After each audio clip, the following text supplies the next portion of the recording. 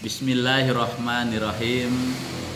Assalamualaikum warahmatullahi wabarakatuh.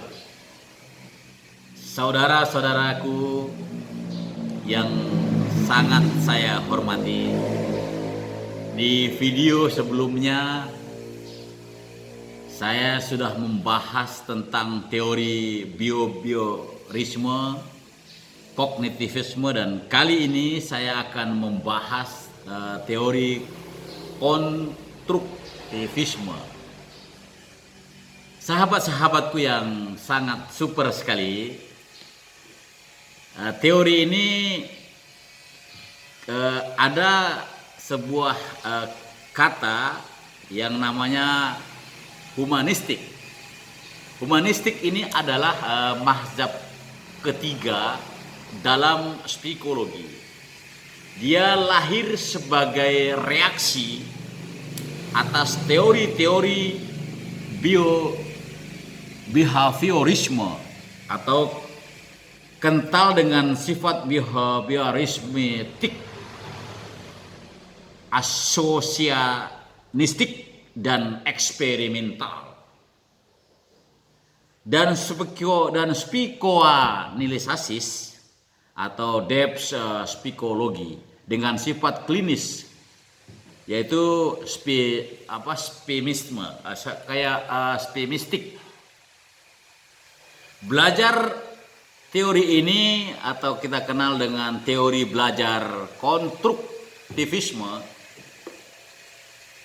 menurut aliran konstruktivisme adalah belajar merupakan suatu proses pembentukan, yaitu dia merupakan belajar proses pembentukan konstruksi atau pengetahuan oleh si belajar itu sendiri. Maksudnya adalah pengetahuan ada di dalam diri seseorang yang sedang mengetahui dan tidak dapat dipindahkan begitu saja dari otak seseorang atau dari seorang guru kepada orang lain, yaitu siswanya. Kemudian menurut pendapat tokoh-tokoh konstruktivistik ini, yaitu ada beberapa tokoh, beberapa pakar-pakar konstruktivisme. Yang pertama ada Glasserveld, kemudian yang kedua Buttercore, kemudian Beckett. Kalau menurut Glasserveld, beliau mengatakan bahwa pengetahuan yang dimiliki seseorang itu merupakan hasil konstruksi atau bentukan kita sendiri. Jadi dari konstruksi bentukan kita sendiri, dari hati sendiri. Itu menurut Glasserveld, dia kemukakan pada tahun 1989. Kemudian menurut Piaget tahun 1971, beliau berpendapat bahwa pengetahuan itu merupakan ciptaan manusia, ya. Jadi menurut Piaget, pengetahuan itu merupakan ciptaan manusia yang dikonstruksikan dari pengalamannya, ya, dari pengalamannya. Sebuah proses pembentukan berjalan terus-menerus, yaitu mau mencoba terus-menerus. Dan setiap kali terjadi konstruksi karena adanya pemahaman yang baru. Nah, itu sangat luar biasa. Kemudian kemampuan konstruktivisme menurut von Glasserveld tahun 1996, pandangan beliau pertama adalah agar siswa mampu mengkonstruksikan pengetahuan yang diperlukan, maka ada beberapa hal. Yang pertama adalah kemampuan mengingat. Kemampuan mengingat kalau menurut Grant Sheffield dia sangat utamakan, yaitu kemampuan mengingat dan mengungkapkan kembali pengalamannya. Itu yang sangat utama, yaitu dia mampu mengingat dan dia mengungkapkan kembali pengalaman-pengalaman yang sudah dimilikinya. Yang kedua, yaitu kemampuan membandingkan dan mengambil keputusan mengenai persamaan dan perbedaan tentang suatu hal.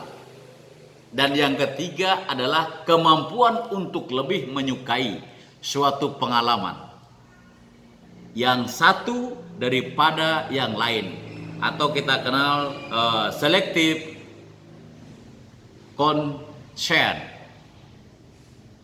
Saudara-saudaraku sekalian, ada faktor-faktor yang membatasi proses konstruksi menurut Bettencourt tahun 1989. Beliau mengungkapkan bahwa diabstraksikan yang telah menjadi konsep dan telah dikonstruksikan menjadi pengetahuan dalam banyak hal, yaitu membatasi pengertian seseorang tentang hal-hal yang berkaitan dengan konsep tersebut. Yang kedua, domain pengalaman. Jadi ukuran seseorang itu adalah memiliki domain pengalaman pribadi, pengalaman seseorang, yaitu pengalaman akan fenomena baru, kemudian merupakan unsur penting dalam pengembangan pengetahuan. Kekurangan dalam hal ini akan membatasi pengetahuan. Kemudian selanjutnya, bagaimana dengan peranan guru pada pendekatan konstruktivisme ini? Nah, ini yang pertama, menyediakan pengalaman belajar yang memungkinkan siswa itu bertanggung jawab. Mengajar atau ceramah bukan tugas utama seorang guru. Jadi siswa itu diberikan kepercayaan, menyediakan pengalaman belajar yang sangat dimungkinkan agar siswa itu dia bertanggung jawab. Bukan guru metode ceramah melulu, memberikan pembiasaan kemampuan guru kepada siswa, bukan. Tapi siswalah yang diberikan kesempatan. Yang kedua, memberikan kegiatan-kegiatan yang merangsang itu siswa, dimotivasi, dirangsang, dan membantu mereka untuk mengekspresikan gagasannya.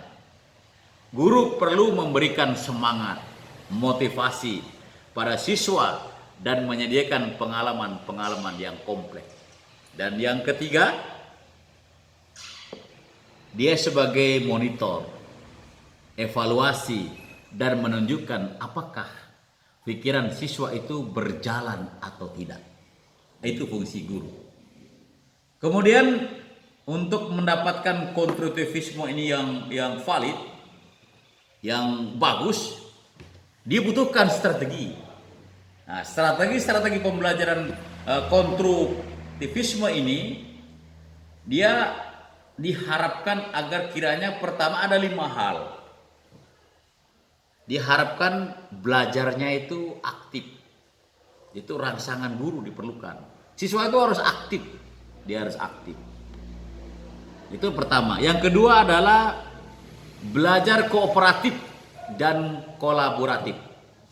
Yang ketiga adalah generative learning.